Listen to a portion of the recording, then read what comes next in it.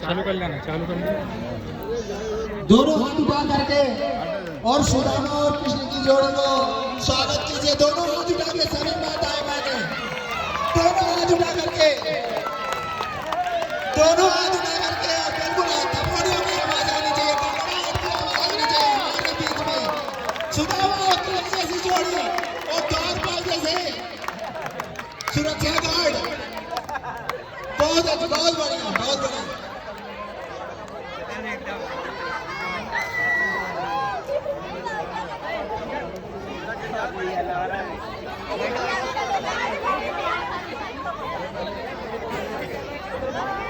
सभी लोग ध्यानपूर्वक सुने।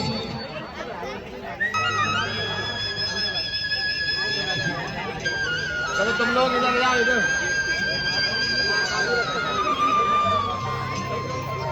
गरीबी से बुरा हाल तो आ जाओ तुम लोग। धर्म पत्नी के बार बार कहने पर सुदामा न चाहते हुए अपने बचपन के मित्र कृष्ण से मिलने चला।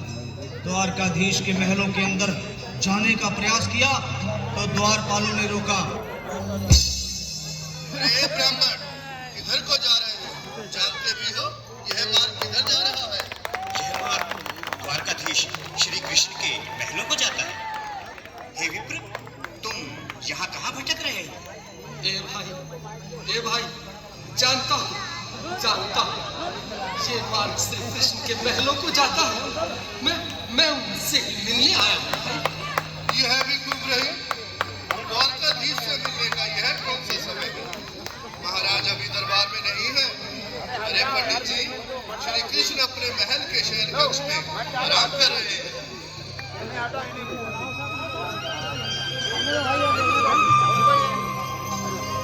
देखो देखो ये गरीबी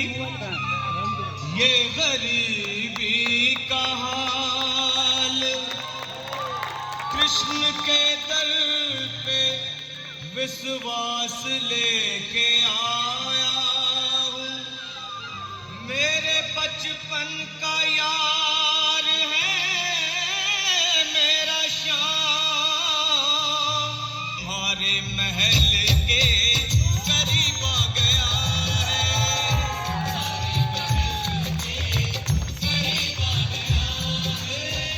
अरे द्वारपालो, कन्हैया से कह दो कि दर पे सुदामा करीब आ गया है।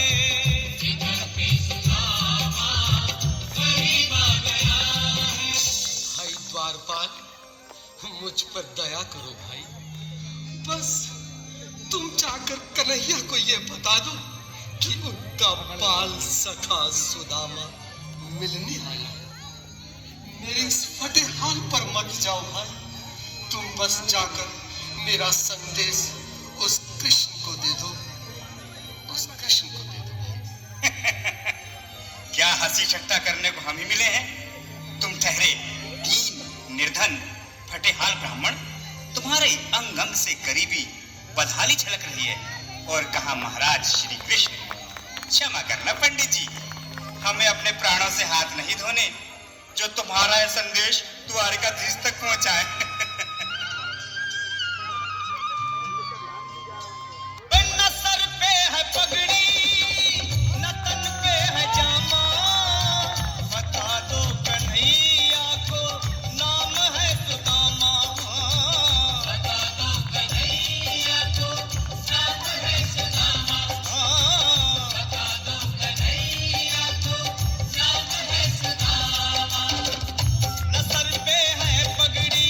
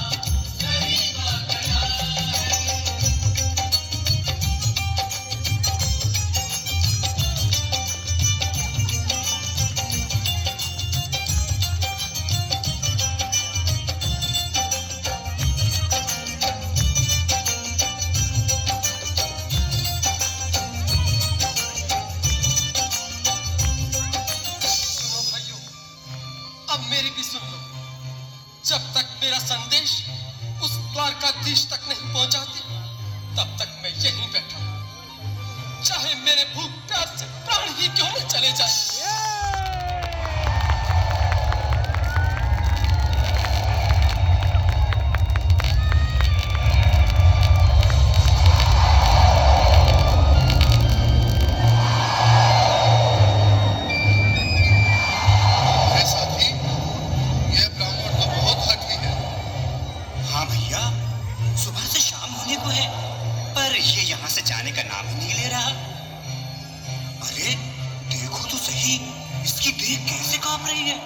लगता है जैसे प्राण घुटनों पर अटके हैं।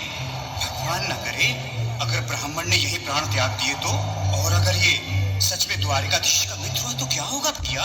सही कहते हो, अगर ब्राह्मण हत्या का पाप लग गया तो पीढ़ियां नरक भोगेंगी। अगर महाराज का मित्र हुआ तो मृत्यु दंड का भय है। अपनी आने वाली पीढ़ियों को नरक में डालने से तो ये संदेश पहुंचाना ही ज्यादा अच्छा है। क्यों ना महाराज का संदेश पहुंचा दें? ऐसे करो, तुम जाओ भैया। तुम जाओ भैया, तुम उम्र में बड़े ठहरे, मेरी बात को समझो, तुम ही जाओ। देखो भाई, मैं ठहरा बाल बच्चेदार परिवार वाला, मेरे बूढ़े माँ बाप हैं, तुम ठहरे कुंवारे अकेले। अच्छा, मैं ही जाता हूँ। बिल्कुल थोड़ा थोड़ा रास्ता दे दे, बिल्कुल बीच में ही। आज भी लीलाधारी के चेहरे पर मुस्कान है, लगता है जरूर कोई नई लीला रचने वाले हैं। द्वारकाधीश की जय हो। कहो द्वारपाल, इस समय कैसे आना हुआ? महाराज, क्षमा चाहता हूँ, पर कारण ही कुछ ऐसा है। द्वार पर एक ब्राह्मण स्वयं को रुक क्यों गए? आगे बोलो।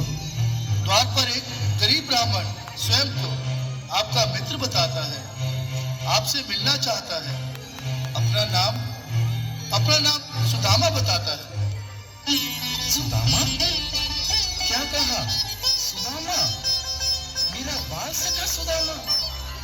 मेरे बचपन का मित्र सुदामा? सुदामा, मेरा मित्र सुदामा, सुदामा। संभाले, चरण पादुका तो पहनले। स्वामी, स्वामी, स्वामी, स्वामी। सुनते ही दौड़े चले आए मोहन, लगाया गले से बिल्कुल मीठी मीठी ताली के साथ में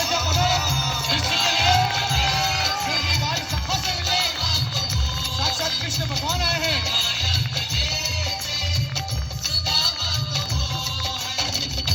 सुनते ही दौड़े चले आए मोहन, लगाया गले से सुदामा को मोहन। बिल्कुल हाथ खोल के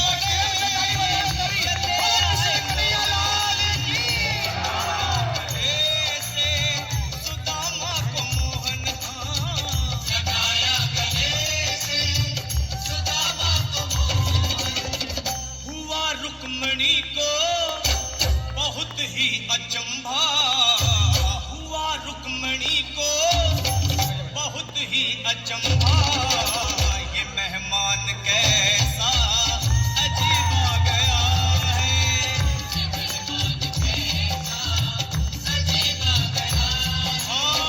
हुआ रुक्मणी को बहुत ही अचंभा। ये मेहमान कैसा अजीब आ गया है।